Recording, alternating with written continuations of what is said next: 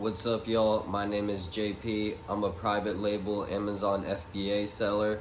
I made my first sale on January 28th. It's now March 15th.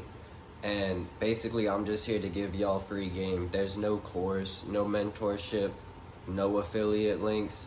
And today I'm going to tell y'all about the mistakes I made when I was launching or trying to launch my Amazon private label FBA business. I know a lot of y'all out there are gonna find this helpful, so just stay tuned. Alright, I'm gonna get into it. I got my phone with the notes and everything right here, so I'll just get right into it.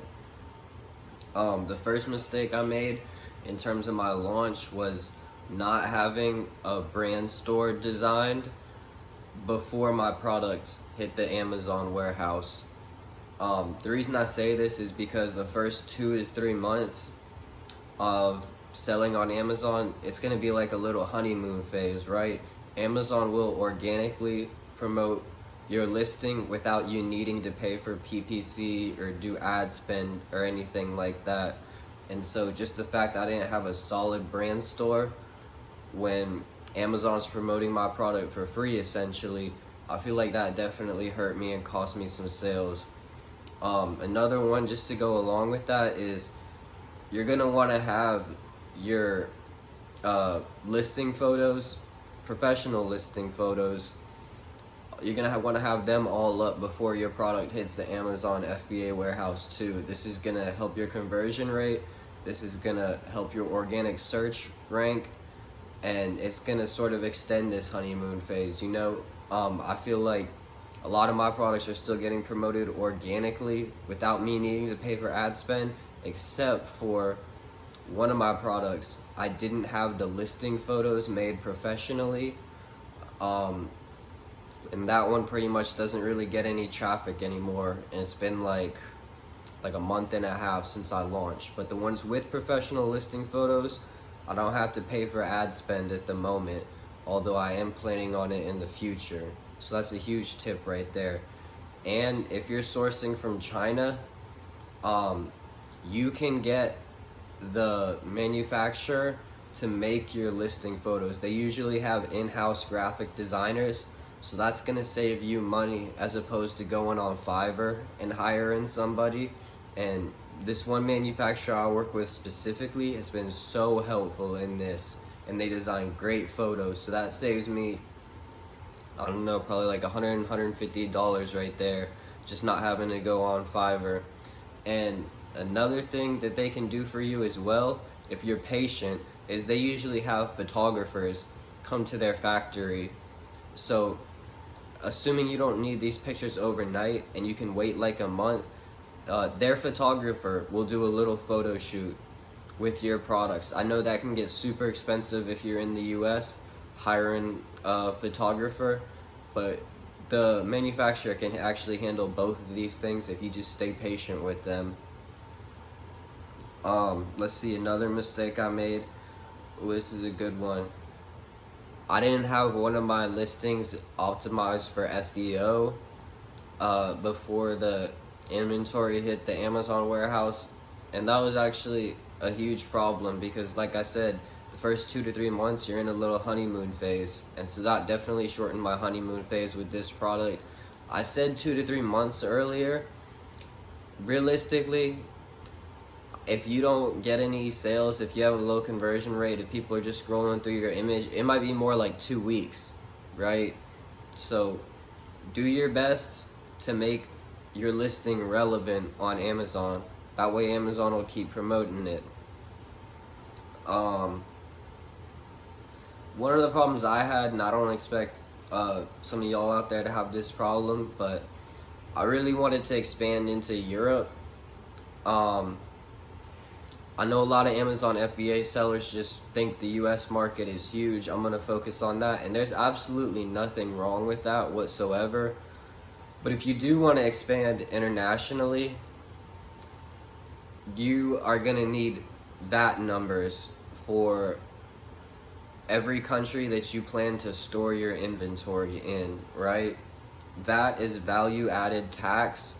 It's essentially their equivalent of sales tax over in Europe, and it's usually about 18 to 25%. So it's way higher, right? But one of the things that you have to do is you have to pay import VAT, right? So let's say you're importing a product into the EU and it costs you $2 to manufacture this product.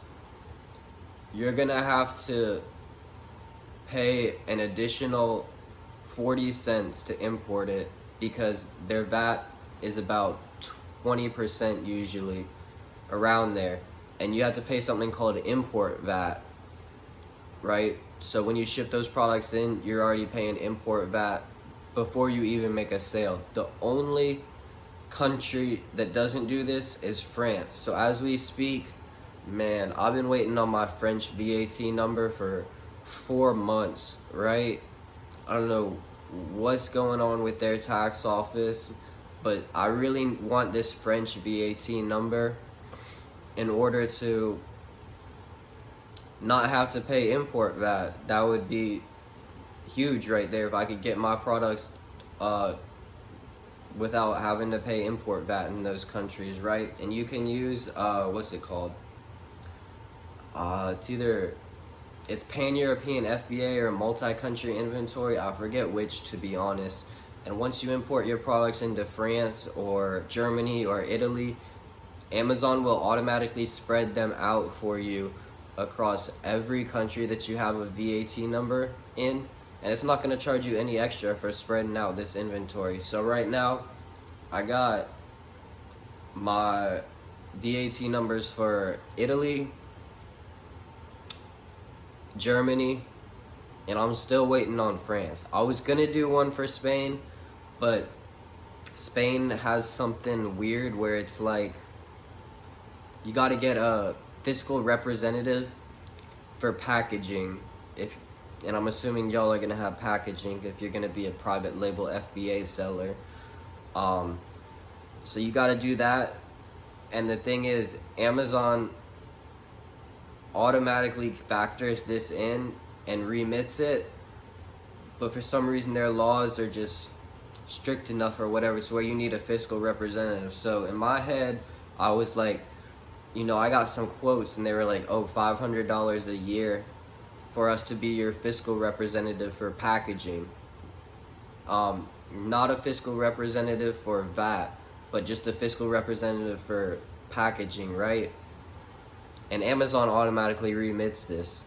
So it's basically like I'm throwing away $500 for someone to do nothing. Like if I hire them as my fiscal rep for packaging, they would literally be doing nothing. So that one kind of got to me. So I'm not going to be expanding in, or I'm not going to be storing inventory in Spain, but I will be sending my inventory to France as soon as I get this French VAT number, and then it's going to go to Italy and Germany, and that's my plan for expansion in the EU. Moving forward, this is another one. Not having a moat built up around your reviews. The reason that this is important is because I remember my best-selling product, it had just launched, and then it got the little, what do you call it? The thing where it says like where you're shopping on Amazon, and it'll say like 400 plus sold last month, 1K plus sold last month, right? I think it was saying like 300 plus sold last month or 400 plus sold last month for my products when I hadn't even been selling it for a full month, right? And then the first review that I got was a 1-star review, and this really hurt my sales. So I was distraught when I saw this 1-star review. I was like, oh man, I'm screwed, right? What I ended up doing is enrolling my product in Vine, right? And it's been doing well with the Vine reviews now, but back to the mistake is not having a moat built up around your reviews. Guys, let's face it, Chinese sellers, they don't really play by the rules. Like, they are gonna try to hurt your business. Now, this review specifically left on my product, I don't believe it was from a Chinese seller trying to hurt my business. But you gotta have a moat built up around your reviews. Like, at that point in time, where I had just gotten that 1-star review, the Chinese sellers could have asked their people to buy it and leave me a 1-star review, and I would have been so vulnerable to that. But enrolling and buying, it gave me a little moat around my listing. The reason I say that is because now they can't attack me with fake review campaigns. That's something that Chinese sellers are kind of known for doing. So just having that extra protection is going to be super helpful now. Alright, let me see what else I got. Here's another one. Not having an instructions manual in my product was another mistake I made for multiple reasons. One, and this one probably won't be relevant to y'all, but I was getting a decent amount of returns where they would say item is defective or damaged in transit. This instructions manual would give my my product a little bit extra protection for this when Amazon's banging it around during transit, dumping boxes out, and not really caring too much about my product. So there's that, but I believe the more important part is if you could just tell them a little bit about your brand in that product insert and tell them how to use it. Like, make one of the pages an instructions manual, maybe the other page you're gonna make about your brand. And then this is the most important one right here, or maybe the second most important, because the instructions manual does really help. You gotta say something along the lines of, if you're a happy customer, feel free to leave us a review, an honest review, because reviews and conversion rate, more specifically recent reviews and conversion rate, are the two most important things for your organic search rank on Amazon. So that product insert, it'll probably cost you money, but it'll be worth it. It's a good investment for sure. Yeah, that's pretty much it, guys. Just to give y'all a little quick something about me. I don't sell courses, I don't sell mentorship, I don't sell info, anything like that. I'm just here to give y'all free games. So if you can comment, like, what's one thing that you're looking to learn about, that would really help me. Don't forget to subscribe, man. I'm pretty new to this Amazon shit too. I haven't even been selling on Amazon for a full 2 months, right? Like I said, it's March 15th today. I think I'm sitting around like 6,500 in sales for the month of March. February I did about 8,600.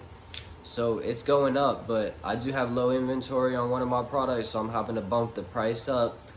And we'll see with these new tariffs how they affect my business. It is what it is, but I'll see y'all in the next video. Thank y'all for staying tuned. Make sure you like, follow, and subscribe. I'll catch y'all next time.